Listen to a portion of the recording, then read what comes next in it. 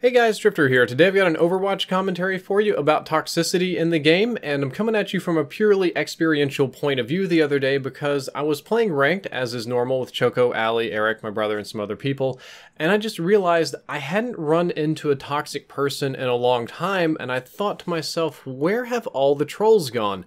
And that's when I realized the new reporting and ban system had rolled out. The gameplay in the beginning here is a bit of a desperate hold I had with Tracer, and then I'll have some variety as we move forward, but it's just something that I wanted to talk about because it's made a big impact on how I play the game. For those of you that haven't heard, the new report and ban system for Overwatch rolled out about a week ago, and the reporting feature is finally available on console as well, whereas previously it just wasn't, and you couldn't report anybody beyond what the PlayStation or Xbox would allow reporting for.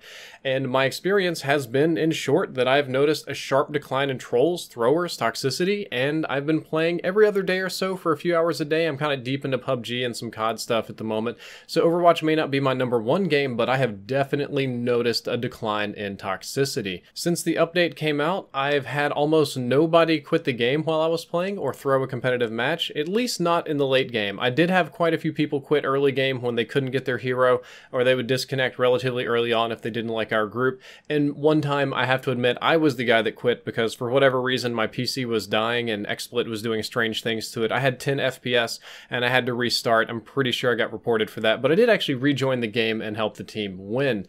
In the last week or so, I can't recall playing with anybody offhand that was throwing. I mean, last season, I would get a D ranker every other game, at least 1 out of 3 games, or there'd be one on the other team. There was a ton of people coming. I'm in Platinum, which is just slightly above average. There were a ton of people coming in down from Diamond and higher D-ranking their accounts.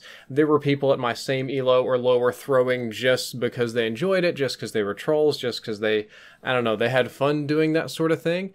And I just haven't run into that. Most of the people I've played with so far have actually been trying to win the game, and they weren't throwing and quitting, or they weren't in spawn or AFK, and they weren't, you know, some people, the smart ones, what they'll do is just play really bad to ensure that they lose. They'll pick healer and just heal poorly, or pick Torb and kind of screw around. I haven't run into hardly any of that yet, and I can't recall any bad trolls. Like, this is online gaming. Any game you play online is going to have bad trolls and dirty language and angry people, and people get mad when they lose. So that's whatever, I'm used to that. However, Overwatch, like League of Legends and most other MOBAs or hero-type games, it requires a lot of teamwork. In my opinion, Overwatch requires the most teamwork of any game I've ever played, so mics are essential. Communication is essential. And when that breaks down, yelling, screaming, racist, sexist stuff, trolling was super common before and unfun. I've done videos on it, I've had gameplay of it. I'm sure you haven't had to play Overwatch very long before you run into just horrible, horrible people. And oddly enough, I ran into the sexist stuff more often than not because I was playing with my wife or Ali, and as soon as they'd hear a female voice, they'd just jump on. And in the last week or so, I haven't run into much of that. Like, there was definitely some people, and there were definitely some people that would yell or get mad when we lose or blame each other, but it was like a 1 out of 10 or 2 out of 10 on internet anger scales. It was nothing as it was before, and a little bit of other anecdotal evidence. Some of my friends are toxic players, maybe people I don't play with a lot, but I do ask around, and some of them are good players that are just quite toxic. They talk a lot of trash, they yell at people, they're not nice despite being talented, and quite a few of them have gotten banned, permaban, temp ban. Most of them end up getting silenced before anything happens, and more than a few of them have just decided to stop communicating in general and play completely micless. They would rather be quiet than be nice or neutral, and I've had more than one person tell me, we'll say a paraphrase quote of something like, "What am I supposed to do when my teammates are playing like crap and I can't carry them? What am I supposed to tell them when they're making the same stupid mistakes over and over again?